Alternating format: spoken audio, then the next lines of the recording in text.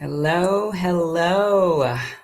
We're live on Facebook and on YouTube. Welcome, welcome, welcome. I see we've got a couple people joining, Venus and Myrta and Ryder Skater. Hello, hello. If you can hear me, type where you're joining from, please. It's been about a month since I did my last live stream. The last one was a fun one. Had my birth chart read, and that's available if you want to check that out. But today we've got an interesting conversation because I've got a lot planned for this year, and I wanted to share some of that with you. So if you can hear me, not seeing anybody typing in where they're joining from. If you can hear me, Florida, Myrta is from Florida. Nice to see you here. Glad you could join. Um, yeah, so I'm going to introduce myself. I am Patricia Brooks, and I moved to France 7 years ago on the 25th of January. So my anniversary is coming up and I'm excited about that. That's something else to celebrate. And I moved here on a career break. And now I have a business where I help people who want to start the next chapters of their lives living and thriving in a foreign country do that, find the confidence and courage to do that. And it's been an incredible experience, something that is beyond my wildest dreams. And I'm so grateful for for who are joining live, but also those who are watching the replay. We've got other people, Pamela J from Toronto. Um, so I'm going to dig in. I wanted to share a little bit about what 2025 will hold for me, but also for you, because some of the things I'm going to share are things that you might want to participate in. And when last year I had a retreat in Valencia, Spain, with the women in my program called the Carefree Expat Incubator. And we met, and one of the women asked me, "What do you have in store for 2020?" At the time, I had been putting together this retreat, but then also an online workshop with Christopher Wells in Valencia. And so I had a whole lot of time to think about what was in store for 2025. But I have since thought about it, and there are a few things that I'm excited about. So I'm going to dig right in. I am launching what I call, and let me give you a little bit of backstory. So end of last year, I was feeling a little bit disempowered as a woman. Events happened that made me feel like I had less control of my life as a woman. And it felt really disempowering. I was a little bit low for a couple of days and found my way back up. But as I talked to people who on discovery calls, and as I talked to people on information session calls, women in particular, they were expressing how um, disappointed and disempowered they felt. And in December, I decided I was gonna offer what I am now calling Women Rising Roundtables. Now, the first one is going to be on February 1st, and it's going to be incredible. So you might be asking, what are Women Rising Roundtables? Well, it's going to be an opportunity for women who are ready to feel more empowered, feel like they have more agency or more control over their lives, to come together and have a conversation. Now, this is not coaching. While I will be facilitating and I will be asking questions, it's rather a place for women to come together and to think about the things that will help them to move their lives forward in a more positive way. And I'm going to do this every month.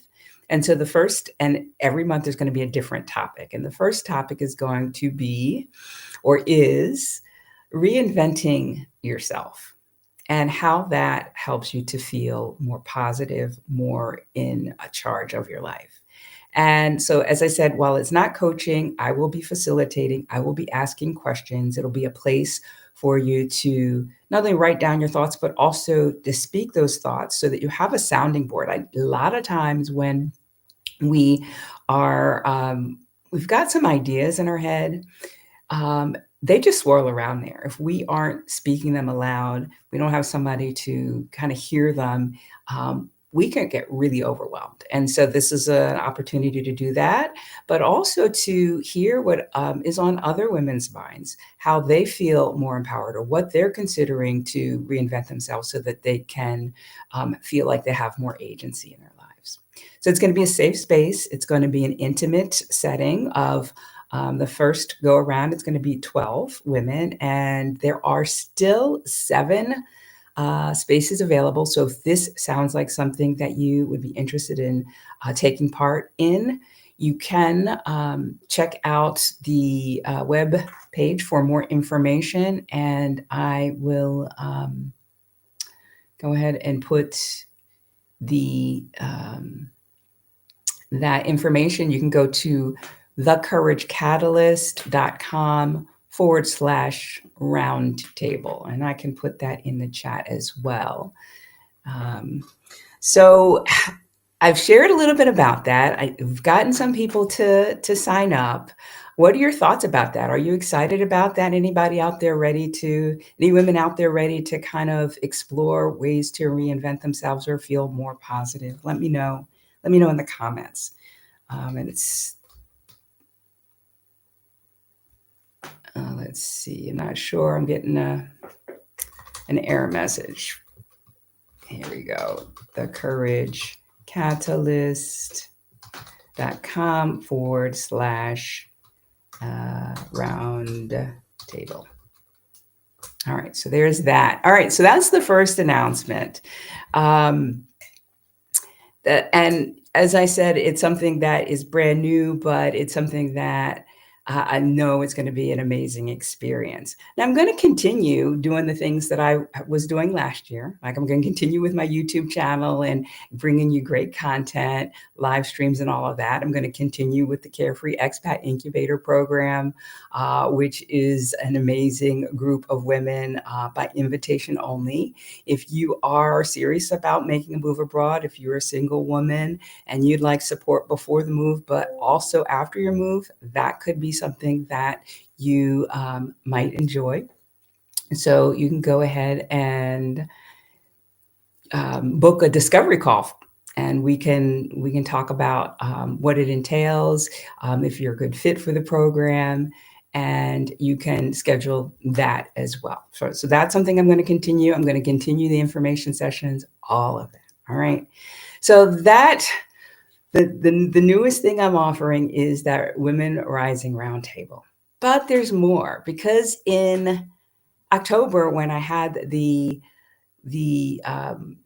workshop, the in-person workshop with Dr. Christopher Wells, that was an incredible experience. But I got a lot of feedback saying, oh, we would like to have an online workshop.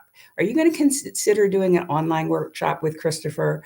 Because we are interested in participating, but coming to Valencia or coming to Europe is not something that we were able to do. And so we've got something coming up on March 22nd. Now, on Tuesday, Christopher and I are going to do a live stream, and we're going to talk a lot more about this. But this workshop is for people who are moving abroad and who have a lot of things that they need to figure out what to do with. Their personal belongings, downsizing, shipping, the shipping conversation, the storage conversation, all of that. We're going to cover, understanding what your vision is for your new life and how your stuff fits into it or doesn't, ways to rehome the things that you have, and how to create the life that will help you that you want to experience in your new country, but not encumbered by too much stuff. And that's going to be a 2.5-hour online workshop in March, and you can find out more details about that as well. It's called Plan, Pack, and Minimize. And I don't know if you are familiar with Dr. Wells, but he is living in Spain, in Valencia, Spain, and has been for a few years. He's lived in Spain a couple of times. And together, we work really well together. We've done some live streams together. We did the in-person workshop that was phenomenal. And I know that this Plan, Pack, Minimize is not going to disappoint. So that is the second new thing that I am offering, or that we are offering this year. And so these things just crop up, and for me, I feel inspired to, take that next step. And you know who helps me to be inspired? You do. I am so thankful to have you in my community, watching me on YouTube, following me on Facebook and Instagram.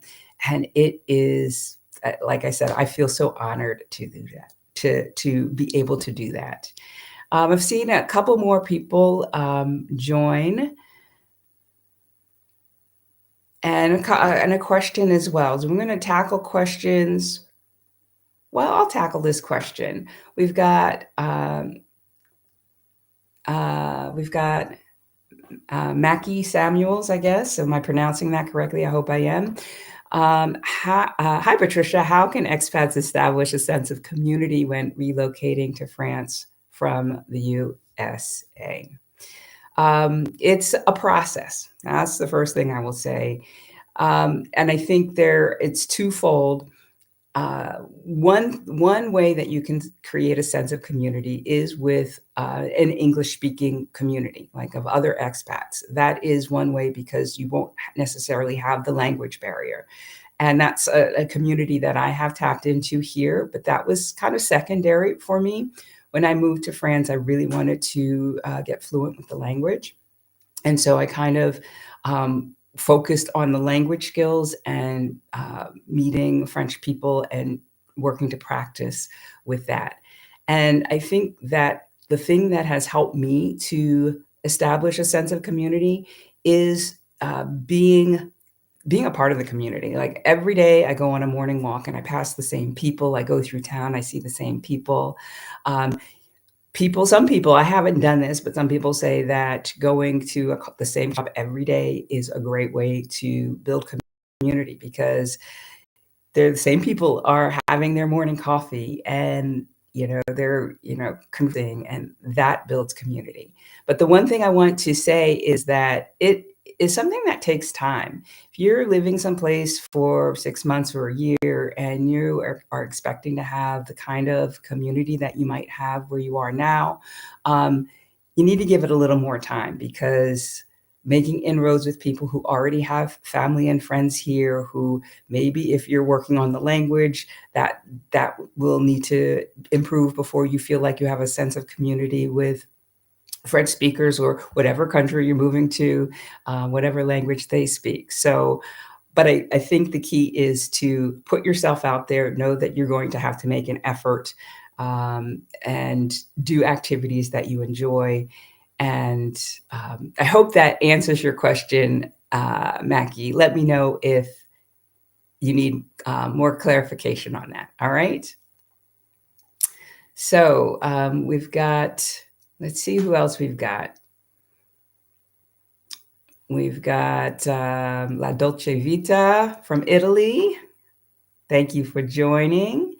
We've got Renee. Renee, good. I'm glad you could join. All right. And we got Joan. We have Joan Tillman. Je suis tellement contente d'être ici. I am so happy to be here. I am too. Thank you for joining.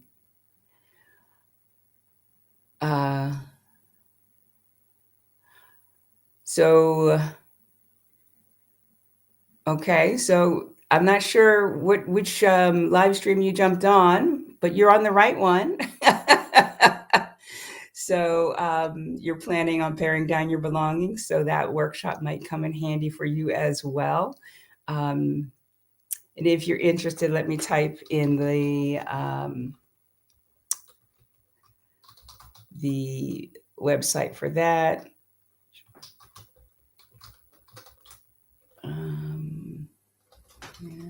Pack, I believe. So if you're interested in that, you can learn more about the Plan, Pack, Minimize workshop. All right, let's see what else we've got here. All right, I think we've got that covered. All right, so we've talked about the things that are coming up, the Women Rising workshop, the Plan, Pack, Minimize workshop in February, the things that I'm going to continue doing. As a part of this live stream, if you've got questions, please put them in the chat. I will answer them. But as a part of this live stream, I wanted to come on and thank you and celebrate you, because on January 2nd, I hit a major milestone on my YouTube channel. I guess when I started this YouTube channel in October of 2021, I had 31 subscribers. 31. And I thought, will I ever get to 100? Will I ever get to that, that 100 mark? And then I got 100. And then I got, 500. And then I got 1,000. Well, on January 2nd, I reached 5,000 subscribers. And today I am over 5,200 subscribers. So again, my hat's off to you for following and supporting my channel. I couldn't be more excited. And you know what I didn't do? I bought this delicious pastry called La Religieuse. And it's a pastry that I was going to show you on camera and unpack. And I'm kind of blocked in here, so I can't even get up to get it. But that was going to be my celebration. No hat, no noisemaker. But I wanted to share this milestone with you. So what questions you have for me? Let me know in the comments, because I want to make sure that you're getting the most out of this. Let's see. Here we go. I'm back. Let's see. All right. Joan is asking, can you recommend any in-country French schools for adult learners? Well, I think it depends on where you are. I did take a proper French class in Perpignan, and so there, I think, were a number of schools there.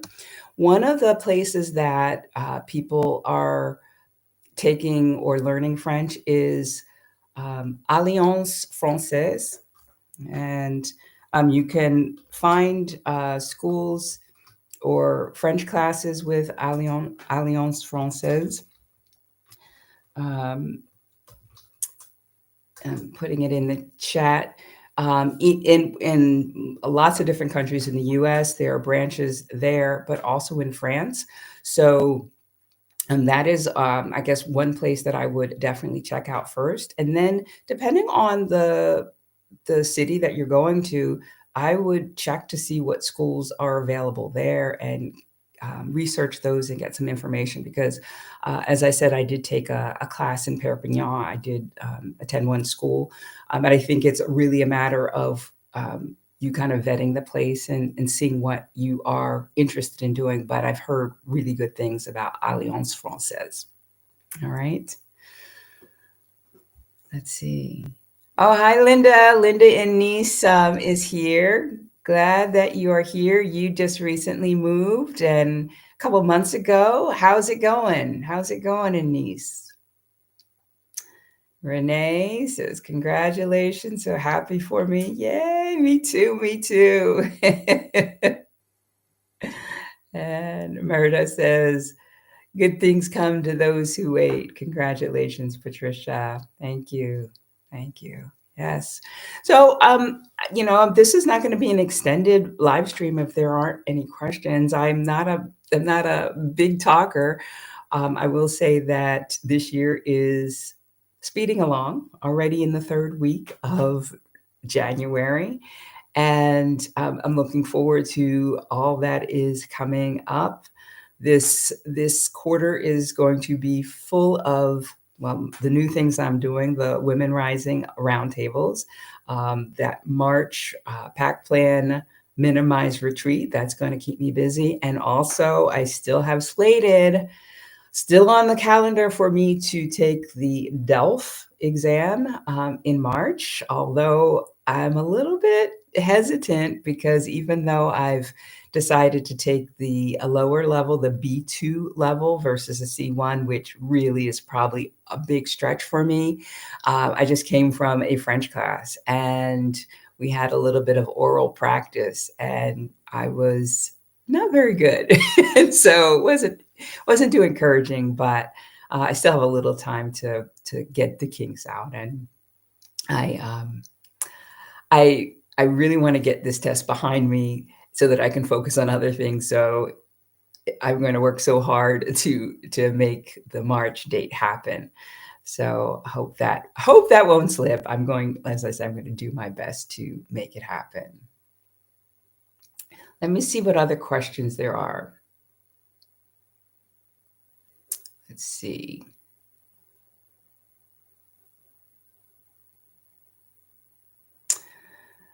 All right. This is a question I don't know that I'll be able to answer. How are the allergies in the south of France and in the north of France? Well, so I can only really speak to my experience here in the south. And then in my area, and the south of France is a big region. I struggled with allergies in the US and I struggled with allergies in France. And I kind of have like all year round allergies, but definitely the spring for me is worse here. I think the plane trees, I'm I'm really sensitive to those. So, but I haven't had nosebleeds. Um, so I don't know that I answered your question, but I do experience my allergies here in the north of France. I'm not sure what they are. I know in the fall also I can experience some allergies as well. So I don't know that you're going to be able to get away from allergies, but come and find out. Come and find out. All right. Let's see.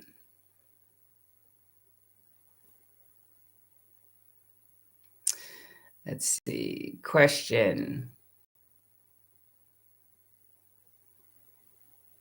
Okay. Hi, Dion. Good to see you here. Um, Her question is, I want to start a YouTube channel to further my business. What program do you use for recording and editing? There's so much out there and I'm getting stumped. All right. So I record on my cell phone. I don't have a video recorder. My cell phone is what I've used and still use. And in terms of editing, I use a software they have a paid version, but it's completely free. It's called DaVinci Resolve. I'll type that in here. And it's a little bit advanced. It has a lot of bells and whistles. Resolve. I can't talk and type at the same time. DaVinci Resolve is the editing software I use, but I find it's easy for me to use now. In the beginning, there were some things that I had to figure out, but as I said, it's free and it works well for me. In the past, I had used another software, but they got buggy, so I stopped using it. So that's what I use to edit. I also use for my subtitles, I use Descript. It's a software that will take your video and it will, using AI, it will transcribe your videos, give you subtitles. It's not perfect, so you have to look through it and make some edits, but it's really pretty good. And I also use For editing the audio, I use Audacity.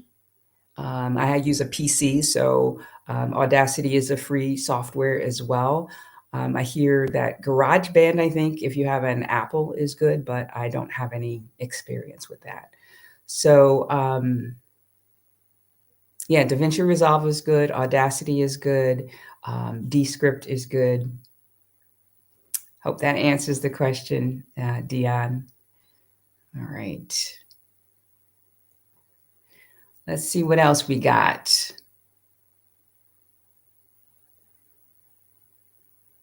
How am I keeping up with my resolutions? All right. This is a good one. And they're really goals, right? They're goals that were carryover from last year. I think I'm doing pretty well. I have to say that there are not enough hours in the day to get everything I need to get done. But what I do is because what are my resolutions? Maybe that's a good thing to answer. I've decided that I'm going to take the DELF B2 level in March. So I signed up for a course to help me move through that. I am doing activities for that just about every day. There are a day here or there where I don't get that in, and that's the first thing I do in the morning, because what happens is that I have good intentions, but I've got other things to do, and then the day goes on and it gets late, and doing a French activity at 7 o'clock at night is not going to help me, or it's going to be harder. So I decide to put it off. So that I'm doing pretty well. We'll see come March how that goes. I also launched my Women Rising Roundtable. Even though I said I wanted to do it in January, it's going to be February 1st, just the day after I've put my head down and I created that. So I feel like that is going really well as well. And I'm, keeping juggling. I'm keeping the balls in the air, keeping up the video a week. So I'm going to give myself an A+ for now, but we're still early in the year. So ask me that in a couple of months, Edelweiss. All right. Linda responded, asked how she's doing, and she said she's doing great. She thinks of me every time she goes to the grocery store and has to measure her produce or weigh her produce. Yes, so when I first got to France, there's some supermarkets where you go to the checkout counter and they weigh your produce and it calculates how much it costs at the cash register.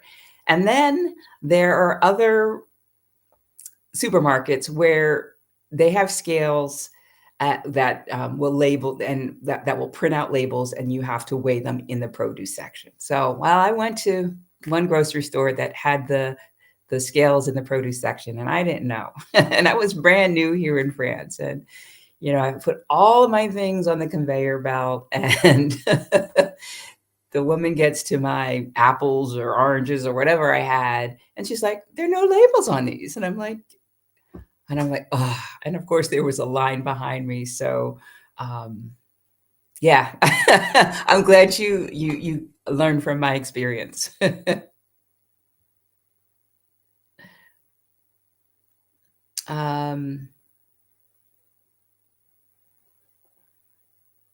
All right. Kate has a question. I find it hard to get French learning classes. Which are the best online teachers you can recommend for B1 level? I've not worked with a lot of online French teachers. The program that I am in for my this DELF is Vincent, and he has a YouTube channel called French School TV, I believe. And so if you Google that, or you put that in YouTube, you'll get to see a little bit about his style. And that's the program that I signed up for. I did a video a couple weeks ago, maybe 6 weeks ago, where I talk about the different YouTubers who are French teachers that I thoroughly enjoy. So you might want to check that out, because that might be a way to see, actually see the, what their style is, but then also check out what offerings they have. All right, Kate, thanks for the question.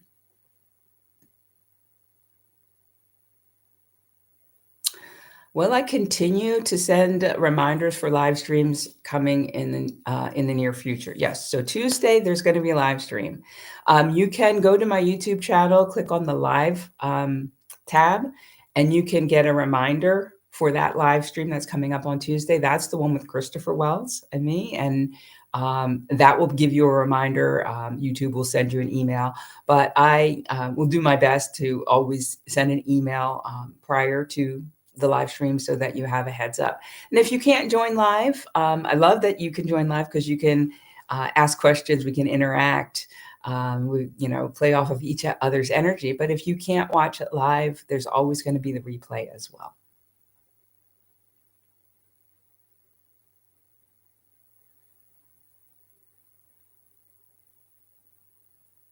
Okay. So Rider Skater asked, do I plan to at some point buy a condo or a standalone home in France? How are the property taxes in France? Well, I don't know how the property taxes are in France, but I can answer that yes, I will be buying something in France at some point. It's not going to be this year.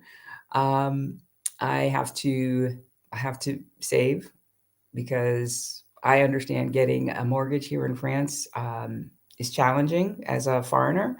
But that is on my radar. I've been living in an apartment that is furnished, and I'm ready to have a place where I can really have my own imprint, right? I've got an amazing view. The size is wonderful. The neighbors are great. And I'd like to have my own place and my own things. So yes, that is something that I anticipate doing. Can't tell you when, but that is something I will be doing.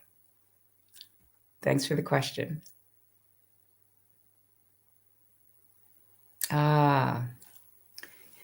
Congratulations, Rasal Shami. I'm not sure if I'm saying that right, or Rasal Kami. For moving to Nice last week. That is huge. Let me know what your biggest surprise is. You've only been here a week, or maybe even less than a week. What's your biggest surprise in having made the move, either about yourself or about France or about Nice? Let us know. And thank you for the congratulations. Just 7 years already. It just goes by like in the blink of an eye. All right.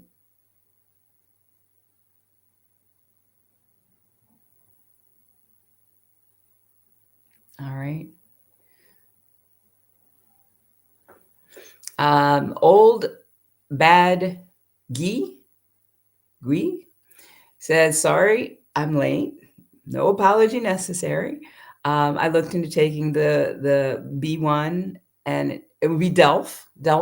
So there's the Delph, which is the higher levels, C1 and C2. There's the Delph, which are the higher levels, C1 and C2, and then the Delph, DELF, for the lower levels, A1, A2, B1, B2. So you're looking into taking the Delph B1, and you're trying to contact your local Alliance Française too. So good.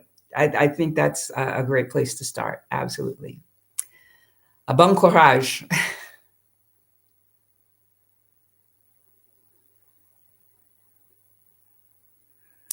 Pas de souci, Jean-Luc.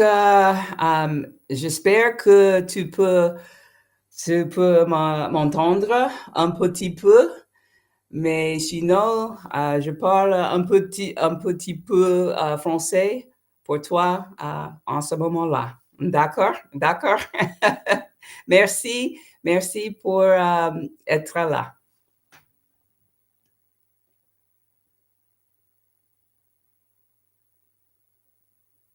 Ah, this is what I need. I need more of this. Congratulations on 7 years and good luck with B2. I'm sure you will crush it.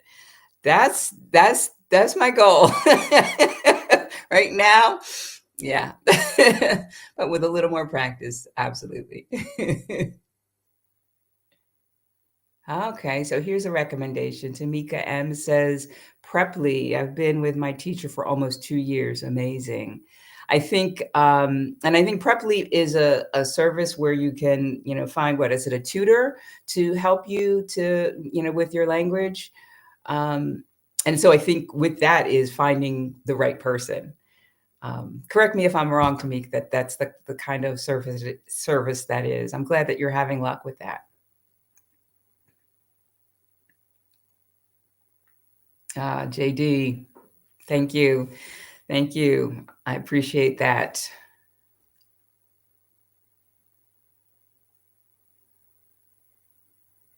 See what else we got here. Any other questions? Because we still got a little time.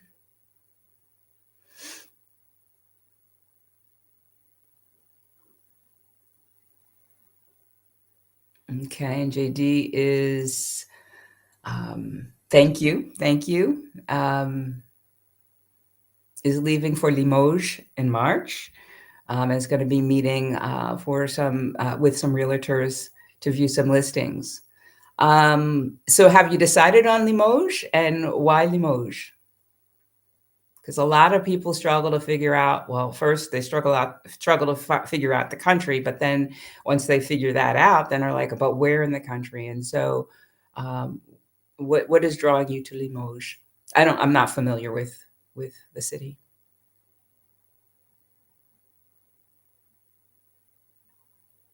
Okay.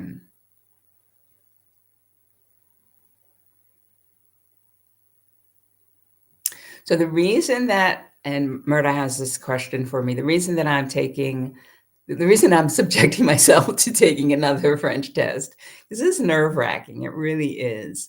I think even if you know your stuff, well, taking any test is, at least for me. I'm a nervous test taker. But will passing my B1 or B2 level help me obtain my French passport? So the main reason that I am sitting for the B2 level is that I do want to go for a French nationality in the not too distant future. And there is a language requirement. And it had been B1.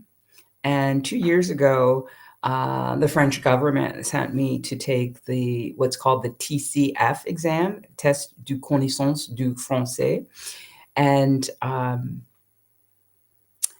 I passed that. And it was they tested me up to a B1 level because at the time that was what was required for, I think, for having a multi-annual visa.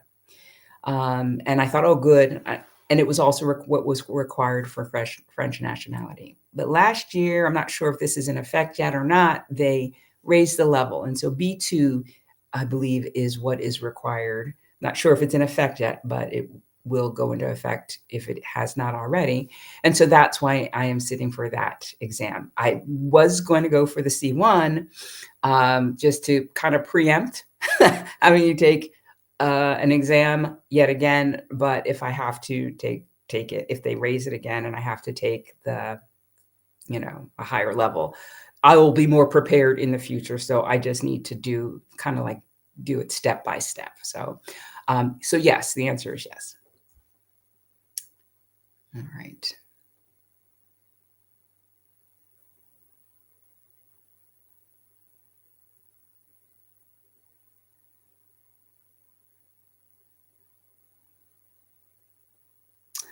So I have done some videos in French. I've done 2 videos in French already. That might be not be a bad idea. Have you thought about doing a couple of videos in French to practice your French with info you already have, so you don't have to write something new? Um, so I think it would be interesting to do a video in French. Maybe that could be something that I could do, I'm not sure I'd publish it, but this might be a good activity for me, is to, because the oral production part of the exam is um, argumentative, right? It's at this level, at B2 level, it's, can you defend an argument? Can you kind of debate? And so that's not something I'm generally that good at in English, right? So I think right there I'm coming at a disadvantage. The French love their debates, and I think coming up through a French school, I wouldn't have a problem, right? But that's not my background. So I think that maybe I get a friend to help me with this, and I can record it. And like I said, I'm not going to promise to publish this, but if it's not too bad, I could publish that experience. And because I, you read an article, it's a short article or blurb, and then you take a side. You know, is it better to live in a French city or the French countryside, right? And you pick a side, you give your point of view, and then that's the first part of the oral production, and then they start asking questions and they start debating, right? And so you have to, or you need to explain or be a little more precise. And so that could be a video that I could ask a friend of mine if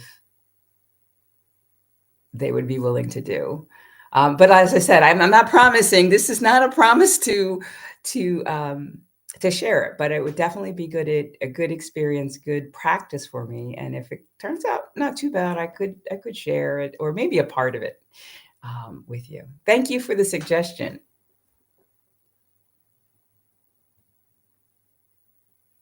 All right. Here's a question I get, not too, infrequently. Do I think I will stay in France forever? It's my intention. As of now, I have no intention of going anyplace else. That said, I never thought, before 2016, 2017, I was not really sure that I would be living in France, right? I never thought that I would leave the United States until quite recently. So it's hard to predict the future. For now, I'm happy here, have no intention of going to any place else.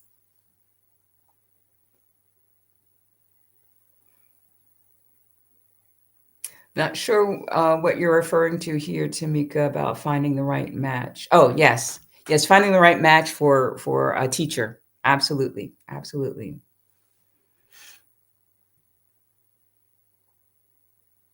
Okay.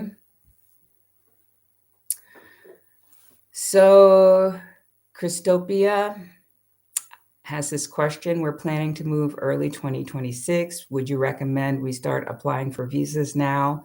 Will they expire if we get them approved several months before we actually go? So this is a good question. So when you apply for a visa, for France, you can apply for a visa up to 3 months in of your move, right? So you wouldn't be able to apply if you're moving in early 2026. What I recommend is to look at what's required, pull together all your documents. If you need to order, your birth certificate or whatever they're asking for that you don't have, and so that way you can, not be scrambling when you're ready to apply. You'll have all of your ducks in a row.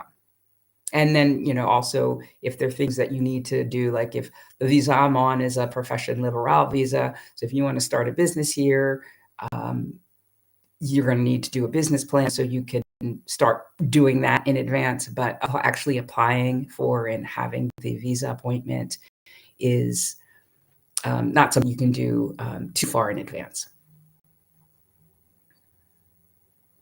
All right. We got pas mal de questions.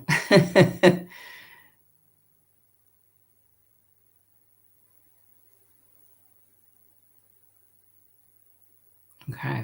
All right. This is a good question. If I wasn't living in France, what other European country has impressed me the most? And would I ever consider spending large amounts of time in a different European nation? All right. So I've spent last year, I think I went to Spain 4 times. Now, I didn't spend a lot of time there. It was a week here, a weekend there. Um, but it's so close. And because I'm learning Spanish too, I want to improve my Spanish. And the best way to do that is by being around people who don't speak my language. So, but I haven't traveled that much in Europe. I've been to the Netherlands, Amsterdam. I've been to London. I've been to Germany, Berlin, Germany. I've been to Greece. I've been to Spain. I have not yet been to Portugal or to Italy. Italy is a place that I need to get to because I hear so many good things about it. And it's really not that far. I just need to plan for it. So maybe in 2026. So I don't know that I can really answer this, which country has impressed me the most. I will say that I do enjoy being in Spain, and next first quarter, next year, 2026, I would like to spend at least a month in Spain, maybe southern Spain, because I haven't been further south. I've been is Alicante, but I want to go to a language school in Spain. So but as for the other countries, I don't, I haven't spent a lot of time in other European countries. So which country has it impressed me the most? It's difficult for me to say. All right.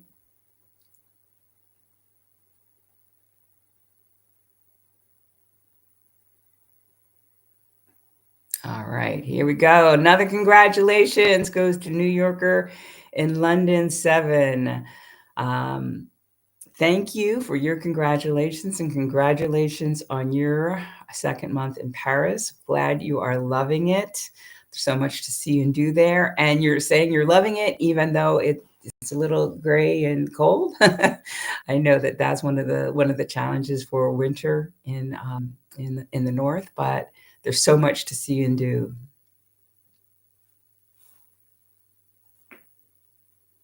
Oh, so you're a retired New Yorker living in London. That's the name.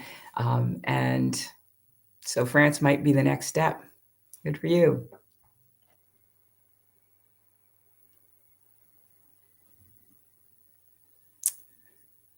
Let's see what other questions we have.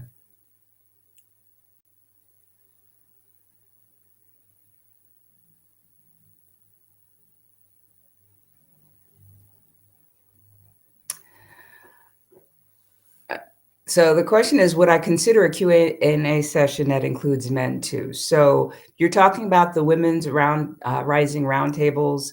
That's not really a Q&A session. It's more of and it's not about moving abroad. Like the topics are not specific to that. It's more about empowerment. So don't think that is, if that's what you're referring to, I don't offer a Q&A session that is for only women, if that makes sense. What I do offer, I do have an information session that's one-on-one, or, if you've got a spouse, two-on-one, where you can pick my brain and, much like this, but you can go into your specifics and see, my thoughts about it. I'm not necessarily giving advice, but I'm pulling from my experience. So those information sessions are 30-minute sessions. They're $75, and you can ask me questions about my experience and visa type, how did I get a car, all of that sort of thing, if that's of interest to you. So, well, I don't have a group session Q&A. I do have a one-on-one. All right. And then for the question about Limoges,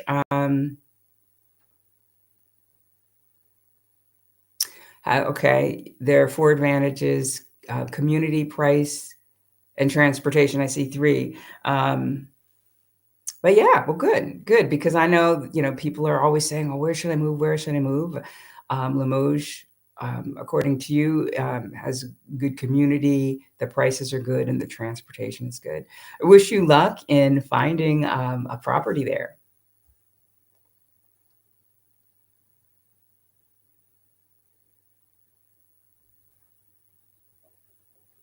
So the question is taking the DELF a requirement when moving to France, even if you come with a decent level of French? So when I came on my visitor visa, the visa where I wasn't working, I did not have to take a French test. I did have to, I think with the immigration, I think there was a test that I did when I went to OFI, which is the immigration office, but it wasn't a test to, it was, it wasn't a formal test. Like it was a test, yes, but it wasn't a formal test like the TCF or the DELF. So when France sent me to go to take the TCF exam 2 years ago, it was because I had applied for a visa that was valid for more than 1 year. And so at that point, I needed to take an exam, and they sent me to take the TCF. So I don't know that if that's changed or not, right? As I said, the level for citizenship has changed. So I'm not sure.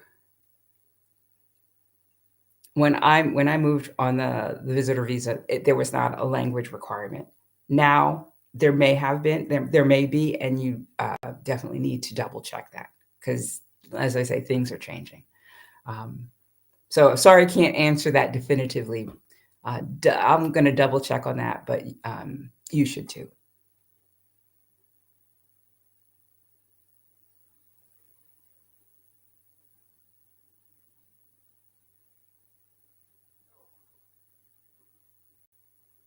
Let's see what else we got. See if there are any other questions here.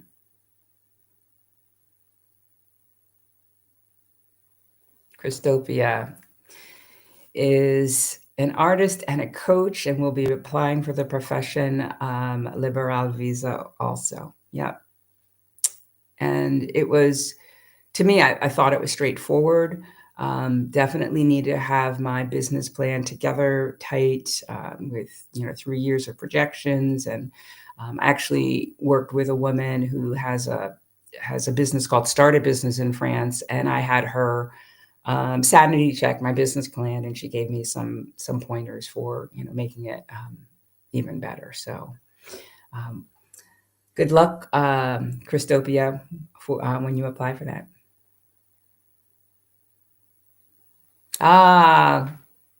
Thank you, La Dolce Vita. You said I'm always welcome at your home in Italy. What part of Italy? I might take you up on that. Oh, thank you.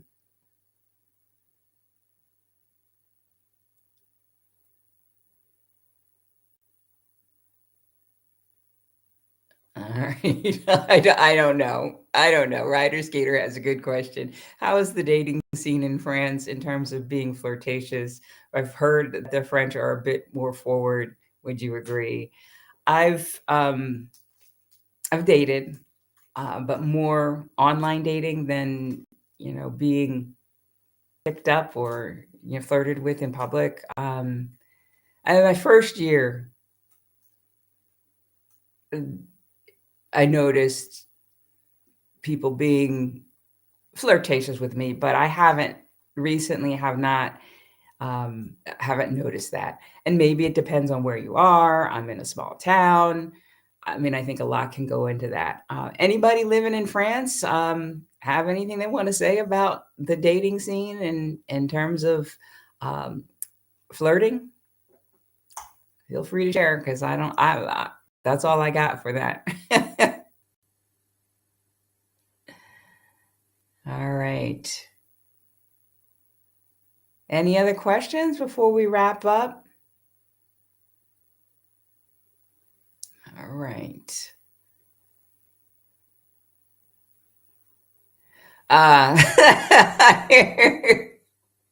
Yes, thanks for the thanks for the translation.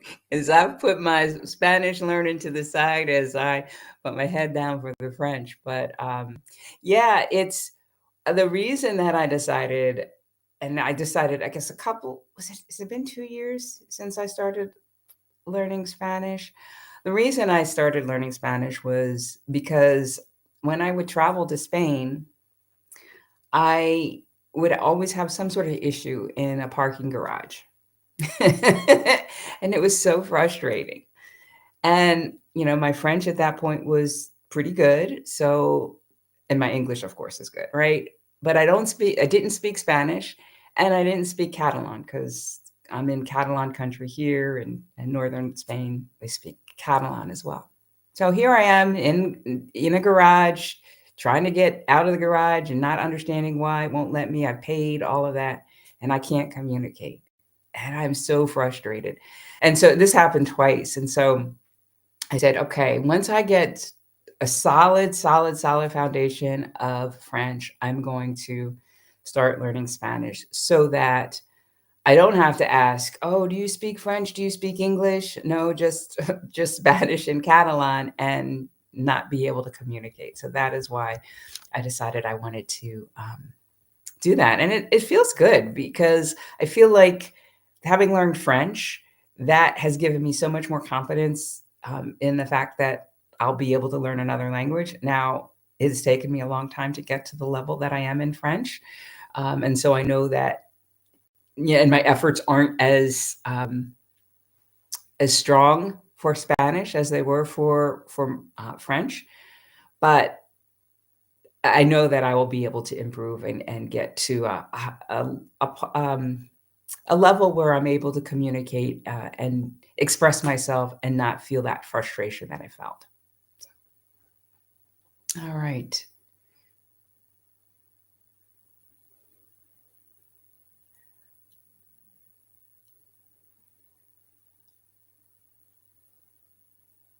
All right. So I'm not sure. This is a vague question. Nomad Joe, have you ever had any issues as an American over there? Um, so I'm going to answer as I interpret this question, and if it's not what you're looking for, let me know because it's a broad topic. So, as an American living in France, have I experienced people being unpleasant to me because I'm an American? That's how I'm interpreting this. And the answer is no. Not that I have. No, no. I will say no because a lot of times when people hear that I'm American, that piques some interest, right? It's something. There are more British people in the village that I live in, and so for me to be an English speaker, that's not unusual. But for me to be an American is a little bit more unusual in the small village that I'm in. So it's usually something that piques their interest, and it starts a conversation. So yeah, and I think that, as a Black American, that might be a question as well. I don't think so. I think that it's, I've had experiences where I felt that people were rude, people have butted in line, but I didn't chalk it up to the fact that I was American or that I was Black.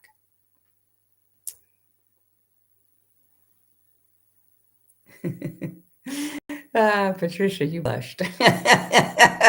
Is that possible? um, Southern Italy. Okay. Okay. I guess I got to learn some Italian too then. La dolce vita. Sounds nice. Sounds lovely.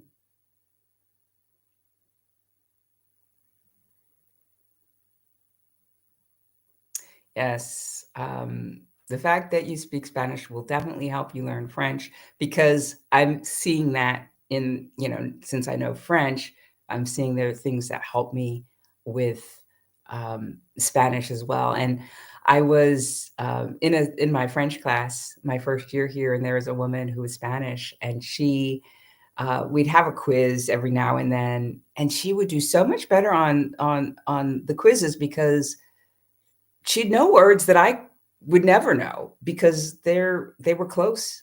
Many of them were close to the Spanish word. She's like, "Oh, well, of course I know this because this is this in Spanish." And so absolutely, absolutely. All right. Well, I'm not seeing any more questions. I really appreciate all of your engagement in this.